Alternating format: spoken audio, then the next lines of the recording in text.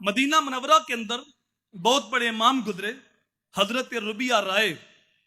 ये हजरत अब्दुर रहमान फरूख के बेटे हैं। ये ताबी हैं। बनु उमैया के दौर में जब जिहाद पे गए तो आपकी बीवी उम्मीद से थी, बीवी को 30,000 दिनार दिए और आप जिहाद पे चले गए। जिहाद करते करते एक इलाका फतह, फिर दूसरा, फिर तीसरा, खरासान चले गए। जब वापस पलटे तो 27 साल लग गए।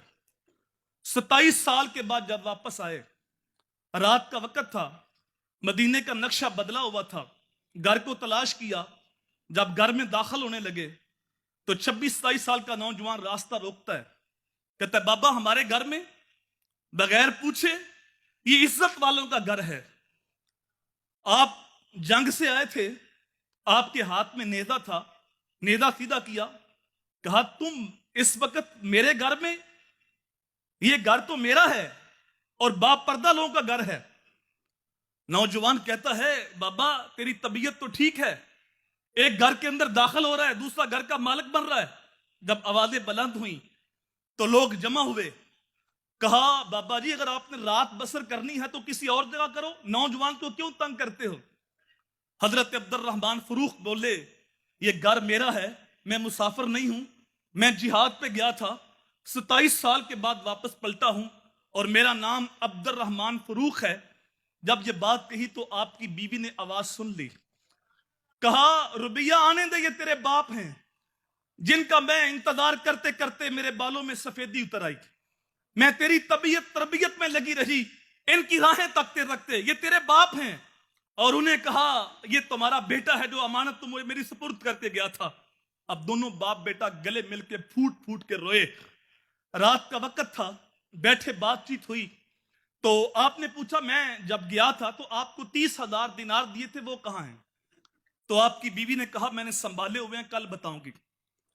जब सुबह की नमाज के लिए उठे तो पूछा रुबिया कहां है। कहा वो तो हर रोज फजर की अजान से पहले ही मस्जिद में चला जाता है। जब आप मस्जिद नबी में पहुंचे तो फजर की जमात हो चुकी थी।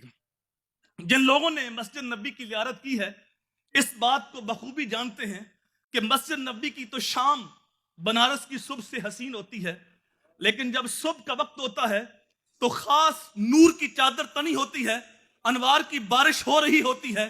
इस माहौल में जब फजर की नमाज अदा की, हजूर की बारगाह में सलाम पेश किया, क्या देखा मस्जिद नबी के अंदर एक हजूम आशिका है, एक नौजवान आलिम दीन अल्लाह के रसूल की हदीस पढ़ा रहा है। शागिर्दों के अंदर इमाम मालिक भी बैठे हुए हैं, शागिर्दों के अंदर हसन बसरी भी बैठे हुए हैं, शागिर्दों के अंदर सफियान सौरी भी बैठे हुए हैं। ये पीछे आके बैठ के रात को देखा था, पहचान भी ना सके, नजर भी कुछ कमजोर थी। साथ वाले से पूछते ये नौजवान कौन है। कहा ये रुबिया राय है, ये अब्दुर रहमान फरूख का बेटा है, इसका बाप जिहाद पे गया है, 27 साल हो गए, शायद वो शहीद हो गया। जब ये बात सुनी, अब जो कैफियत थी हजरत अब्दुर रहमान फरूख की, उसको लफ्जों में बयान नहीं किया जा सकता। आंखों में आंसू लेके तशक्कर के सजदे करके जब घर पहुंचे तो अपनी बीवी से कहा जो मंजर मैं मस्जिद नबी में देख आया हूं मैं उसे कभी भूल नहीं सकता। मेरा बेटा अल्लाह के रसूल की हदीस का नूर बांट रहा है, लोग उससे हदीसें पूछते हैं, वो हदीसें बताता है। आपकी अहलिया ने कहा अब बताओ आपको वो 30,000 दिनार चाहिए या ये हदीस का इमाम चाहिए। आपने कहा 30,000 क्या हैसियत रखते हैं, ये जो इमाम है 30 लाख दिनार होते, उनकी भी कोई हैसियत नहीं थी जो तूने इमाम तैयार किया है।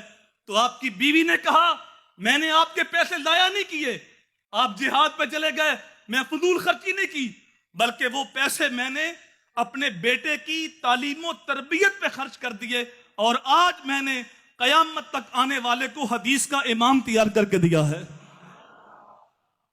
अब दोनों मियां बीवी तशक्कर के आंसू लेकर अल्लाह का शुक्र अदा कर रहे हैं। जब माएं ऐसी होती हैं साहब तो फिर बेटे ऐसे पैदा होते हैं जो जमाने को रोशनियां बांटते हैं, जमाने को खैर देते हैं। मां को यह फन आता है, मां बच्चे को डॉक्टर भी बना सकती है, इंजीनियर भी बना सकती है, साइंसदान भी बना सकती है, आलिम दीन भी बना सकती है और मां बच्चे को अल्लाह का वली भी बना सकती है।